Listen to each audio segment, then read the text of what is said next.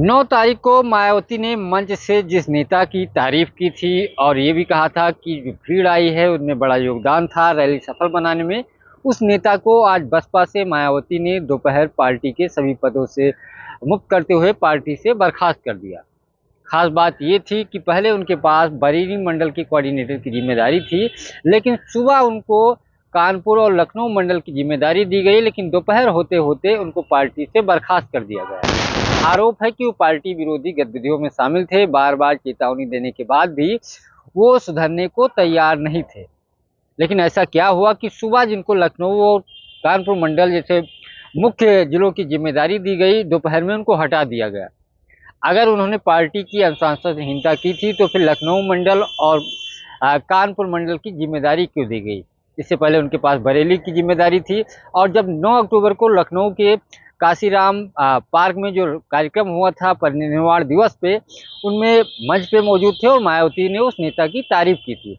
बसपा के मुस्लिम चेहरे के तौर पे शमसुद्दीन जाने जाते थे और आज शमसुद्दीन जो लखनऊ और कानपुर मंडल के कोऑर्डिनेटर थे, उनको पार्टी से बर्खास्त कर दिया गया। फिलहाल ये हाई वोल्टेज ड्रामा आज दिन भर चला। सुबह जिम्मेदारी दी गई, दोपहर पद से हटा दिया गया। इसके अलावा विश्वनाथ पाल ने जो लेटर जारी किया, उन्होंने पार्टी विरोधी गतिविधियों का जिक्र किया कि बार बार चेतावनी और सुधरने की नसीहत दी गई, लेकिन वो सुधरने के लिए तैयार नहीं थे। हालांकि शमसुद्दीन रानी से जब बातचीत की गई तो उन्होंने कहा कि सुबह मेरे पास बड़े नेता का फ़ोन आया था, फ़ोन नहीं उठा पाया, मेरी कुछ तबीयत गड़बड़ थी, उसके बाद मुझे पार्टी से निष्कासित कर दिया, क्योंकि कल मैं देर रात को सोया था, तबीयत गड़बड़ थी।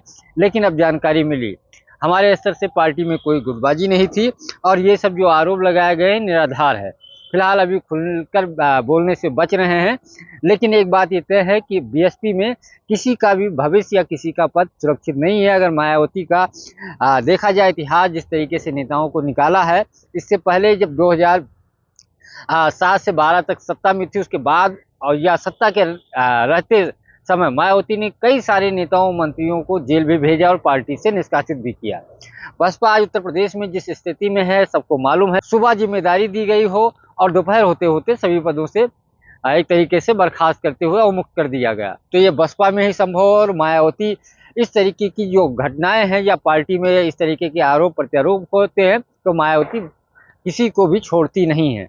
जिसको दोपहर में जिम्मेदारी दी गई और जब उनकी गलती निकल के आई, जो चिट्ठी के माध्यम से बताया गया है प्रदेश अध्यक्ष विश्वनाथ पाल की तरफ से, वो बात को अगर देखा जाए तो क्या जब गलती कर रहे थे, बार बार चेतावनी दे रहे थे, तो फिर लखनऊ की जिम्मेदारी क्यों दी गई? उनको पार्टी में रहने देते, कोई जिम्मेदारी नहीं दी जाती। लेकिन इसके पीछे कुछ और कारण है। फिलहाल जब शमसुद्दीन रानी प्रेस कॉन्फ्रेंस करेंगे या कुछ चीज़ें वो बयान देंगे, तब चीज़ें स्पष्ट होंगी। फिलहाल उनको बसपा से बर्खास्त कर दिया गया। अब देखना ये होगा उनका अगला कदम क्या होगा। पंकज चतुर्वेदी, TV9 लखनऊ।